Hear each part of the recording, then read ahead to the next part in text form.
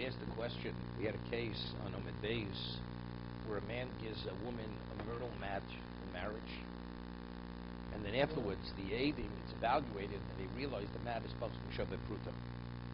So the husband says to the wife, in the presence of Eidim, they 4 coins in the mat. Right? We discussed this on Omid Beis. So Rabbi says that, and she retains what she has, and she remains silent.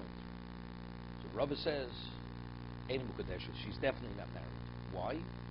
Because that's referred to as Shtika Lachamat Mos. Because since she remained silent after she received the money already, therefore silence after receiving the money means nothing. Right? That was Rabbi's psak. And he cited a brisa to support that. That Shtika Lachamat Mos is nothing. Okay? So here the Ran asks a question, which we discussed a little bit. He says, why is it Lav Klum? Why is it nothing? Maybe the mat is Shem Shabbat Pruta b'Modai.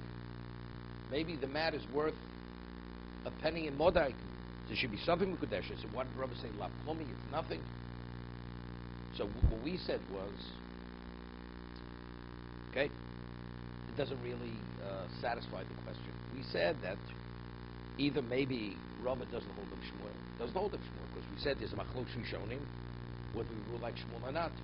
We cited the Bahag doesn't rule like Shmuel. Others do. Rambam and the Ri does rule like Shmuel. The Rosh rules like Shmuel. So if you hold like Shmuel, why did Rabbi say that it's Lav Klumi, it's nothing? According to Shmuel, Shem Pruta b'Modai. That's the Ran's question. You have the question earlier. So the Ran answers like this.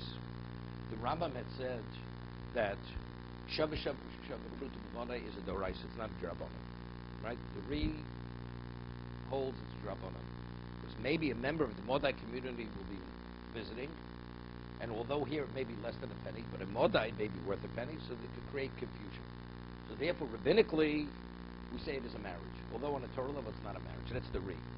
The Rambam says no. The Rambam says that since that item that you marry her, although in this market it's worth less than a cent, since if you would transport it to Modai, it will be worth a cent, therefore that gives it its value.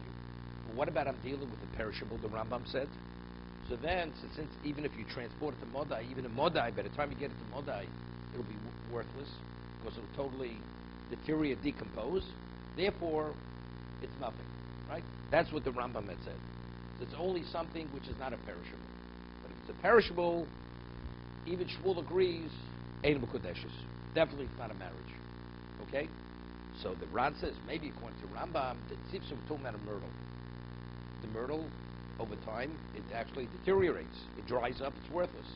When it's fresh, it has fragrance. Now what's the value of, or it's soft. So since this mat, by the time you take it to another location, another region, it'll dry up. Therefore, it has no relevance to Shabbat Pruta b'Modai. That's the first answer that Ran gives. That according to Rambam, since the tzipsa, this mat, this myrtle mat, is the equivalent of a perishable, that's the reason why, since it's shtika lachamat mos, since at the time of the marriage, it was supposed to be Shabbat Pruta. In another market, it's the equivalent of a perishable, it has no value. So and here we're speaking about only afterwards does she find out that there was money in the mat. That's the reason why it's lav klumi. That's the reason why it's nothing. He's explaining how Rambam would learn this Gemara. That's the reason why, definitely not married. Okay? Then he says another pshat, which is interesting, a whole different understanding, that the man originally, when he gave her the mat, he never intended to marry with the mat. He intended to marry with the money in the mat. Right? So he says over here, the Ran, he says, Inami, Ran Zayin, pig Zayin in the Ran. He didn't reveal his intent. He did not reveal. He says, Inami. No. Initially, nobody. He says the money is wrapped in the mat. So the witnesses originally believed that he's marrying her with the mat, and even the woman believed she was married with the mat. Yeah, Inami, the tzivso lekle mechash. Why is it nothing? Sharei mitchila hoyidat lekacha bezuzi. The isbo. Initially, he wanted to marry with the money that was in the mat. Klomar bo. Umasha besocho. The mat with the money. So it was, let's say, the mat is less than Shabbat Pruta. The mat with the coins, not the mat by independent of the coins. The witnesses initially believed that all the woman and the witnesses thought that there's only the mat. They didn't realize there was money in the mat. But the husband's intent was the money. So the witnesses say to the husband, what you're giving is worth is less than shav. Then he responds, said, I meant initially to marry her, and not with the mat by itself, but in addition with the coins that are contained within the mat. Okay? Amri, so therefore it has no relevance to Shev Prutim b'Modai. Shev Prutim is, I want to marry you with this, and there's a question, it's supposed to be Shev Prutim. Right? Here the mitzvah says, I never wanted to marry with something of lesser value. Wait. No, it is. Because here the woman, after she received it, he's marrying with the mat. Her understanding. He says, I never intended to marry with the mat. He says, if you look inside the mat, there's money there. But when she comes to that realization, she's already holding the mat. She's already holding the money. Hilkoch litzipso lekalamechash. Shulon iskabed lekacho. So he never intended to marry with the mat. That was never his intention. Bilvod. Because he doesn't want to get involved in the situation. He says something in he adds. Why did he not intend to marry with the mat? Because since there is a principle Shem Shav Put B'Modai, he doesn't want to marry where it's questionable the marriage. Because what happens if the second man now offers a marriage? It becomes a suffix. Therefore he wants to marry with the mat, with them and the money within the mat. So the understanding was a misunderstanding. As a result of that, that's the reason why it's lo av klum. Because when did she realize that the money was the mat? After she already possessed the money.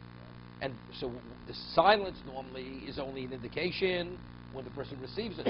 But since the silence only came about regarding her mindset afterwards, and he only revealed his intent afterwards, shtiko lachman mo, silence after you receive something is not, that silence doesn't indicate agreement.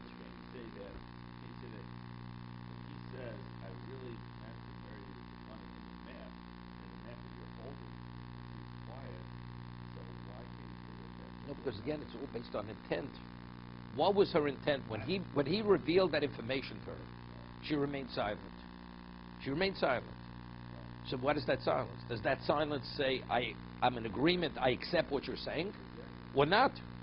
So he's showing it's not. Doesn't mean anything. How does it work? How does it say it's not? No, because he brought a proof. No, he brought a proof from the Brisa. The Brisa was, remember the case. Initially, somebody gave a woman money for a pikotin, for safekeeping. Then he says, the money that you have, marry me with that money.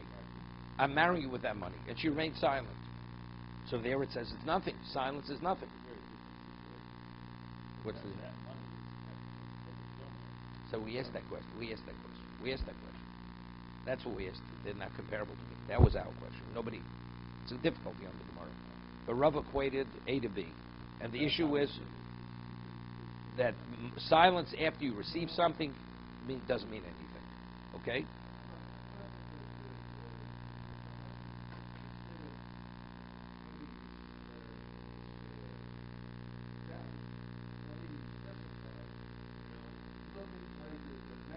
Initially, he should have said something. Kasha Pamaisha. He should have. He didn't. You're right.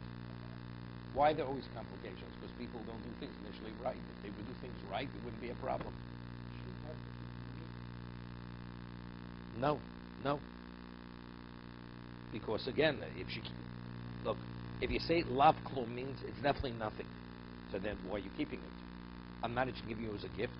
Right? I'm only giving it in marriage. And now if she would say yes, okay. So you agreed to marry me, so good. I'm happy to give it to you. But otherwise she has to return the money. It's clear. Now there's another question. Rabbis holds shtikalachat mos is nothing. Silence after you receive the money is nothing. Who is it? Rapun V'Redu Yeshua took issue with it, and he says no, they're not comparable. Two cases. We'll see. Rava cited a proof from the Brisa of the Shomer. A woman receives something for safekeeping, and she has it, and then afterwards he says to her, I want to marry with the money. She remained silent. So the Bryce says, Lav Klumpi. So Rav Huna Breb Yeshua says that they're not comparable. By Yeshomer, the reason why she didn't throw it back at him is because being Yeshomer, she felt there'd be liability, right? But by kiddushin, where she never agreed that there should be any liability, she should have thrown it back at him. Why didn't she? She, evidently, silence is an indication of agreement, right? So the Gemara says, Ravina sent a question to, where is it?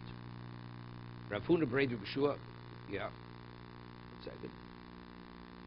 So Rav Achoy said, what, a woman is such an expert in halacha?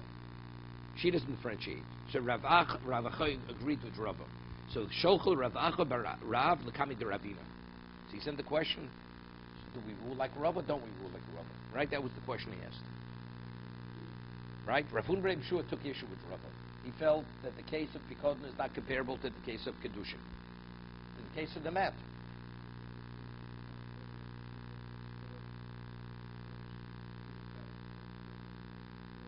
No, because that's the throwing me. That would be the reaction. You should have thrown it back at him. Whatever it is, that would be the reaction of the woman. And since she didn't, that silence is an indication. So therefore, they're not comparable. We'll discuss it in a moment. So they sent the question to Ravina. So he says, I'm not aware that Rava ever said it, right? That Rav Huna Breda B'Shua ever took the issue, right, with Rava, but you should chushalo, right? That you have to take it into consideration. So for you, it's a Safi Kedushin. You chushalo. Now la halacha, how do we rule? So if we accept that Rav Huna Breda B'Shua did take issue with this, he told him you have to be concerned. Wait a second. So over here, the question is la halacha, how do we rule? So the Ran cites the Rif. Rav Avasi Zal Posak, the Shtika Achar Matan Mos, Kiddushin Commando Mechushalo. He says, we have in our Gemara, Rav Huna B'Shua took issue. So the Rif rules, Chushalo. Shtika Achar Mos is going to be a Sofi Kiddushin. You have to take it into consideration. Because he differentiated between the case of Pikodin and the case of Kiddushin. Correct? Avaramam Zal Posak, Per Kamishu Hus Kiddushin, Ishus, Lav Klumbu. It's nothing. Meaning Rava's comparison is a valid comparison. V'shtikal achamal mos b'bikod kirova do kama ravino dinu lochai shilo Rav Huna Breda B'Shua.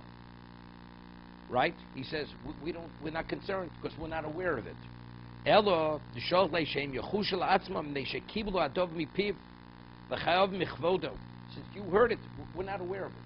What is the source of it? You're the source. But factually, in the annals of halacha, it was never accepted. We're unaware of this. That's the next Gemara coming up. Therefore, there's nothing to be concerned about. So the Rambam rules la halacha. Usually, the Rambam follows the position of the Rif. In this particular situation, the Rambam argues with the Rif, and he says it's nothing, nothing whatsoever.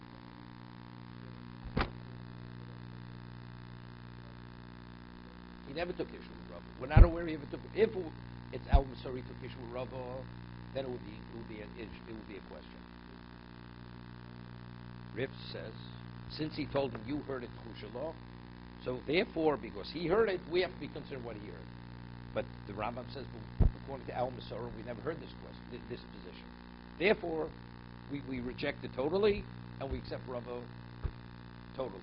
We accept Rava's position. Therefore, it's not a marriage whatsoever. Now let's talk about the case of the what Rav Huna Breda B'Shua says. He says, by the shomer, she should have thrown it at him. And since she did not, so he says, no, but over there, because there's a liability, because if anything should happen to it, she's liable. By the case of kiddushin, she never agreed to be the shomer. Okay? So there's a Ravid, which I mentioned on Friday. The Ravid says, so the question is, but the moment she throws it, that terminates the shmirah. Right? The moment you're responsible as a shomer is only as long as you retain it. But if the shomer says, I'm not interested in keeping it any longer, so if she throws it at him, right, she throws it back, that means that terminates his responsibility as a shomer. So there's no liability, so there's no difference in that in kiddushin. back. Return it. Wait. Threw it down a sewer. No, so that you didn't throw it back at the person. You didn't throw it back at the person. You didn't give it back to the person. You should have thrown it with it back to the person.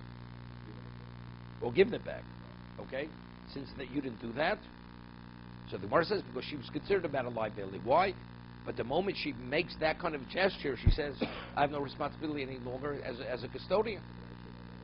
Wait, no, this is before the Gemara answers. Before the Gemara gives its answer. Before the Gemara gives what? So on that, the Ravid answers. They cited Ravid.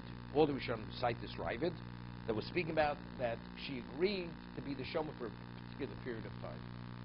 So she's locked into that. So even if she wants to extricate herself, she cannot. She cannot extricate herself from that period of time that initially she obligated herself to be the Shomer. That's what we're speaking about over. Therefore, even if she should give it back, the liability continues. Because she cannot terminate the Shmirah, what she accepted upon herself. So her agreement. So that the Ramban says, and he makes the comparison to Poel Chosem Chatzi Yom.